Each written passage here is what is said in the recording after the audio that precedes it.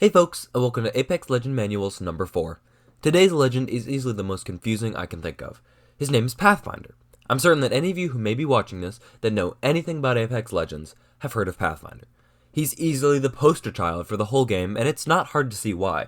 He's stubborn, hard to kill, and really fun to play. He also canonically owns a boxing arena, so what exactly makes him confusing? Well, as you can see, he's a robot, and by extension, inorganic.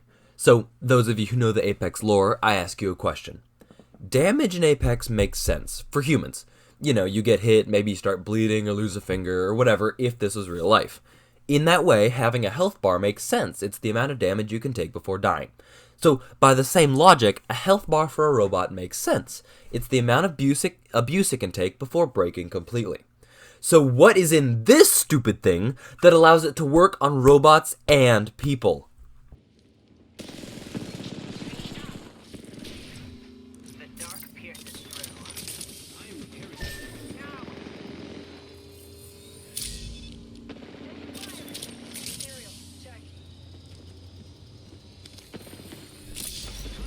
Seriously, I need to know. It makes sense for humans, like a shot of adrenaline or like an accelerated IV drip, I don't know.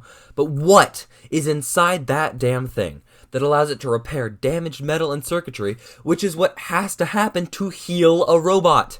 I'm calling out to the Apex obsessed out there. Help me. Regardless of the questionable logic of this game, let's get into Pathfinder. He's a recon specialist who has an exceptional ability to move around the map. This is thanks to his gadget, a grappling hook that grabs onto any surface, I think, and acts like Spider-Man's web.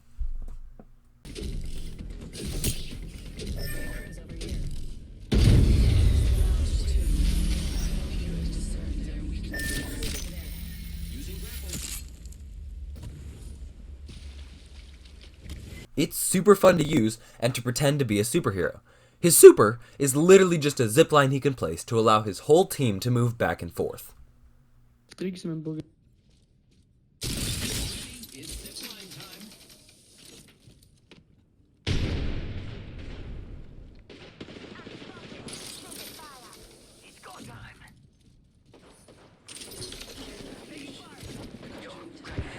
So, more into his gadget. Using it is, as I said, an excellent way to move around the map. Therefore, it's perfect for both escaping from fights and charging into them. It doesn't guarantee that you don't get shot using it, but it's still much faster and harder to hit than just running or sliding.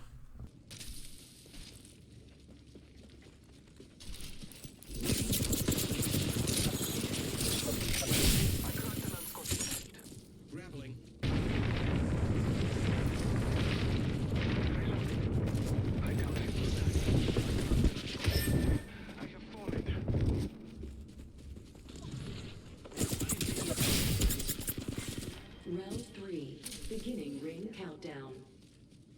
Here I go.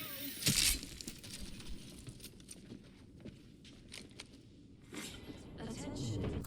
It also only has a certain range, so Pathfinder has a unique crosshair on his screen that lights up blue when his grapple would land and stays gray when it would not. What this movement allows him to do is act like a forward scout, which he is actually described as in-game. That means that you can charge into most fights, both because you have a better way to get out than most other legends, and because, especially in arenas, you can fully roll out before the enemy even figures out where you are. This means that Pathfinder can play completely independently of his team, as long as you don't go down. When you do, it becomes a burden and a liability instead of an advantage, because in all likelihood, you've just charged into a full enemy team all by yourself.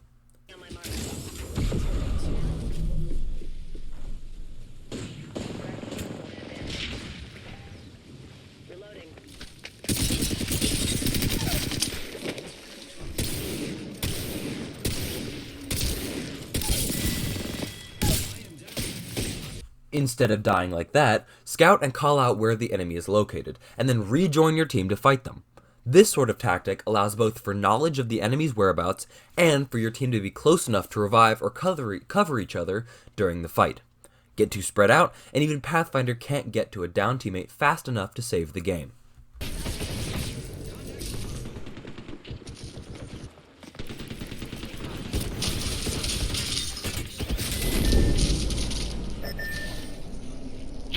Hey, real quick, can I ask something else? Why are downed people able to crawl around for almost 20 seconds, open doors and crates, and even cover like half a mile of distance, and yet they can't get off their knees? If you have the strength to do all that, why can't you just stand up? It's just funny to me.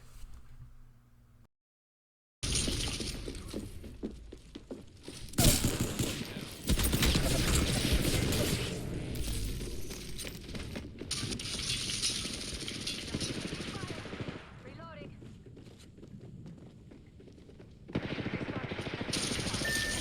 I've been contact with target. We should go here.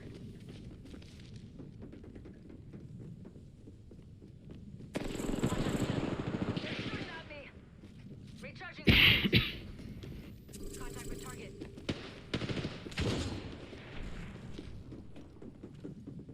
Throwing jump drive. Taking fire. I've cracked an enemy shield. So, with that playstyle in mind, what should Pathfinder's loadout look like? Well, I suggest a sniper. I know that generally snipers are seen as lazy and slow, but paired with Pathfinder's movement, and you can get to excellent vantage points from which to snipe opponent teams. You don't even have to worry about defending yourself as much, because Pathfinder can run away so effectively. That's why your secondary should probably be an SMG or an assault rifle, like the Flatline, the Carbine, or the CAR. This way, you can add extra damage to your attack and have something decent to switch to should you run out of ammo for your sniper or just be in a bad situation. The most aggressive loadout I've done so far is the triple take sniper rifle and the Spitfire LMG, both of which are heavy weapons that normally would slow the legend down immensely. And while holding them does totally slow you down, coupled with Pathfinder's grapple, these weapons allow a very aggressive push forward and fall back playstyle.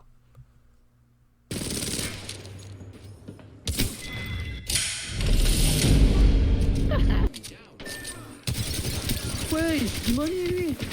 Bon, j'avais le laser d'un verre. Il a sauté, j'allais mettre tout. J'allais mettre toutes les balles.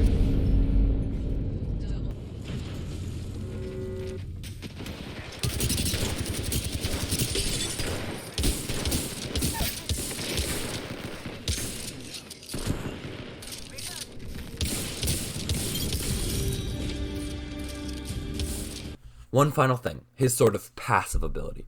As a recon legend, Pathfinder can use these things called survey beacons. They allow him to see the next storm circle and therefore know where he needs to move next. They only appear in Apex Battle Royale mode.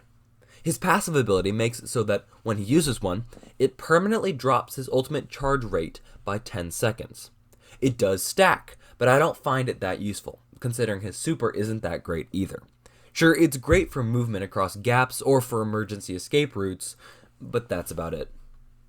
So, in summary, Pathfinder moves. He moves fast, and he moves constantly. Grab weapons that can allow you to dish out damage from mid to long range and allow for quick reaction shots, and you're golden. In Battle Royale, scan for future storm circles to prepare for eventual battles and plan your next moves. Do all that, and you'll be dominating lobbies as the lovable murder bot, Pathfinder. Thanks for watching, folks, and I hope you enjoyed. Please like and subscribe for more and higher quality content. Have an excellent day.